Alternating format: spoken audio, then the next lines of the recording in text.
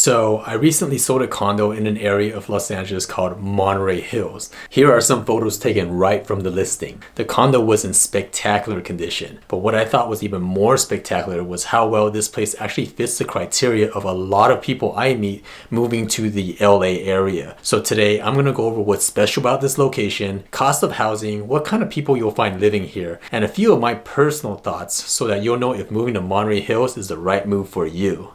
What's up everyone, local realtor Kevin Kuo here. Welcome to my channel where we talk about home ownership around Pasadena, California and the greater Los Angeles area. If you're planning to move to or from this area, leave me a message down below and my partners and I would love to help achieve your real estate goals. First, let's talk about what's so good about Monterey Hills location. A lot of young professionals who move to LA want to live close to the urban metropolitan attractions in downtown LA, be close to other young professionals, and take advantage of the great weather we have here, being near trails and outdoor recreational activities. Monterey Hills checks all of these boxes. Located about 4 miles northeast of downtown LA, about 3 miles south of Pasadena, just south of the 110 freeway. Monterey Hills isn't a city, but a neighborhood of over 17,000 people, with the majority of the population in the age group between 25 and 54 years old. In fact, during my open houses, the majority of people who came were young couples looking for an affordable condo to be their next home.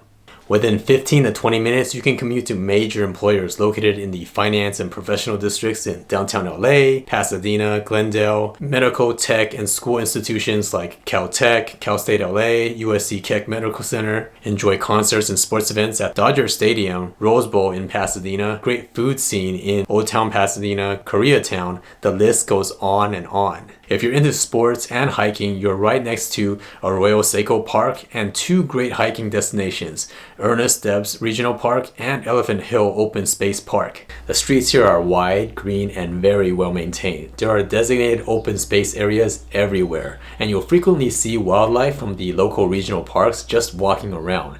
It really feels like a hidden gem of natural sceneries surrounded by urbanized cities here.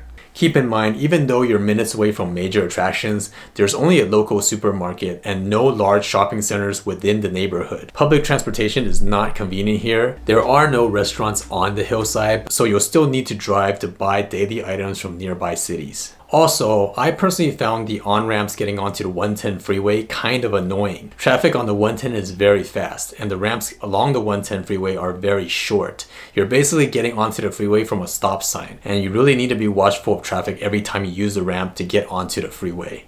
Now let's talk about how affordable is housing here. This neighborhood is perfect for single individuals and small families who prefer a smaller, lower maintenance home. And people take pride in their homes here. About 60% of residents here are homeowners. You'll find small 1,000 to 1,300 square foot single family homes closer to the freeway. On the hillside between Ernest Debs and Elephant Hill, the majority of the properties are condos in very large condo structures with dozens, maybe even hundreds of units. I say that this is one of the rare places in LA where you can enjoy hillside views without living in a $1 million community.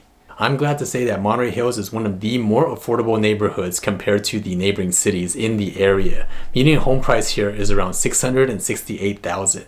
This should buy you a 2-bedroom, 2-bath, 1,000 square foot condo with in-unit laundry in a complex with gated entry, community pool, and 2-car parking. Now, if you're buying a condo, HOA here is kind of expensive, from $400 to $500 per month, and many of the buildings were built in the 1980s. So when you do your inspections, you want to check with the HOA to see if there are any upcoming special assessments that will be used to pay for things like new roof, new elevator, or any other condo amenities that will need to be replaced. For example, in the condo that I sold, there was a special assessment a year ago to replace all of the aging elevators in the complex, and every homeowner in the building had to pay around $3,000. Another thing to keep in mind is that people move here for its location of work, nearby attractions, and convenient low-maintenance lifestyle, not the public school districts or suburban family environment. The public schools here are not prestigious. Most schools here score below 7 out of 10 on greatschools.org, and it's not just Monterey Hills. Neighboring cities Cities like Highland Park, Mount Washington, Montecito Heights won't have prestigious public schools either. Now, there are better public schools in places like South Pasadena to the north and Alhambra to the east, but you'll either be much further from the freeway, or if you stay near the freeway, you're going to be paying a lot more for a home. The median home price in South Pasadena right now is over $1.5 million.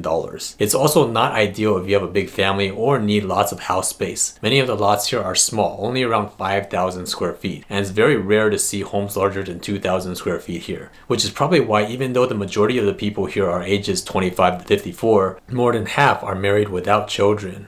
If you care about being somewhere with prestigious public schools or anticipate having a larger family, I have seen people move here, start a family, and then move to nearby cities like South Pasadena or Alhambra for better public schools when the children get older. Now you may be thinking, shouldn't property values have trouble appreciating because of this? Well, that hasn't been the case for Monterey Hills or any of its surrounding cities. In fact, year over year, median home price appreciation of the surrounding areas range between 12 and 35%. What my sellers did was buy a condo and then use the appreciation from that condo to buy a bigger $1 million home elsewhere. For more information about how you can do that, click the link above.